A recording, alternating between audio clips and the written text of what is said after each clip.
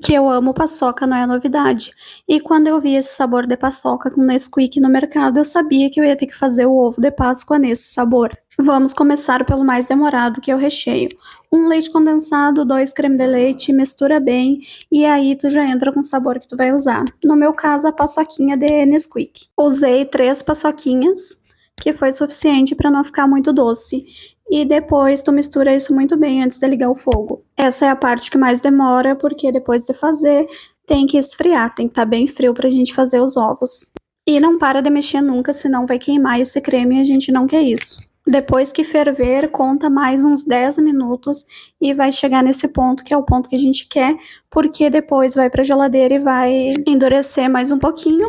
Aí eu pesei para vocês verem quanto rende. Eu não vou vender, mas para quem for vender já tem uma noção. Deu 654 gramas. Coloquei um plástico em contato para não criar aquela película, deixei esfriar em temperatura ambiente e depois eu levei para a geladeira porque eu não ia usar no mesmo dia. O ponto do brigadeiro para trabalhar com rosetas, decoração e tudo mais é diferente, então eu fiz outro brigadeiro, um leite condensado e um creme de leite. Esse eu não coloquei sabor nenhum porque eu ia saborizar ele depois de pronto, depois de frio. Levei pro fogo, a mesma coisa, misturei bem, não parei de mexer e quando chegou nesse ponto aí, ele já estava bom. Fiz isso tudo no dia anterior e depois, na hora de fazer, eu tirei 40 minutos antes da geladeira para deixar ficar em temperatura ambiente o nosso recheio. Fui derreter o chocolate, coloquei uma quantidade aí que eu achava que dava para a casca que eu ia fazer e fui colocando de 20, 30 segundos para derreter. Eu uso chocolate blend dessa marca que eu mostrei para vocês. Não fica enjoativo e eu gosto bastante dela. Cuidado para não queimar o chocolate, então vai sempre mexendo cada vez que der os 30 segundos, 25 segundos, tu vai cuidando. E depois a gente já vai para a parte da forminha. As formas de 3 partes é bem mais fácil de usar. Vem a marcação ali para te colocar o chocolate até ali para não transbordar, então é bem fácil. Basicamente isso, coloca até o limite, depois coloca o silicone, coloca a terceira parte da forma e leva para a geladeira. De 15 a 20 minutos, dependendo da geladeira, não mais do que isso para o chocolate não suar e ficar sem brilho. Aqui eu deixei 12 minutos, mas isso aí também vai depender da tua geladeira. Depois de 12 minutos já estava esbranquiçado, então já dava para desenformar.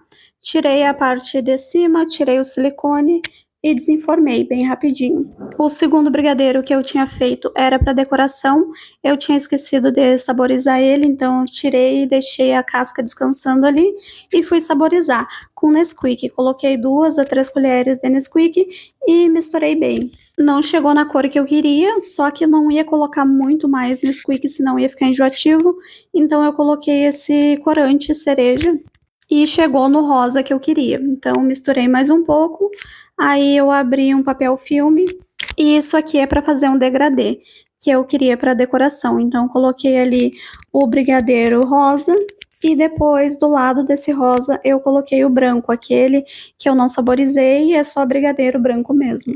Feito isso, é só enrolar sem apertar muito para as cores não se misturar. E tá prontinho o nosso degradê. Peguei um saco de confeitar, escolhi o bico que eu ia usar, já coloquei ali dentro, cortei a pontinha do papel filme e já coloquei ali dentro assim mesmo, dentro do saco de confeitar. O brigadeiro de paçoca já estava no saco de confeitar, então já comecei colocando ali, não precisava bico, mas eu quis colocar.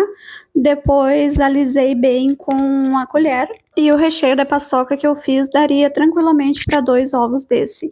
Então rende bastante e compensa para quem for vender. Feito isso, fui montar a caixinha que eu também tinha esquecido. Façam isso tudo antes de começar. Fui lá e montei. A caixa do ovo de Páscoa mais alta, assim, é um pouquinho mais caro, mas compensa muito, porque tu sabe que a tampa não vai ficar em contato com o ovo e não vai estragar tua decoração, então vale super a pena. Deixa para fazer a decoração dentro da caixa já, que não tem perigo de quebrar, não tem perigo de manchar e tudo mais. Fiz 2 camadas de rosetas. A primeira eu não gostei do resultado, então eu fiz mais uma em cima e gostei como ficou. E no meio eu coloquei um pouquinho de paçoca triturada e agora eu vou mostrar para vocês. Cortei e já provei para dizer para vocês se ficou enjoativo e não ficou. E qual o próximo ovo de colher que vocês querem ver por aqui? Deixa nos comentários. Tchau!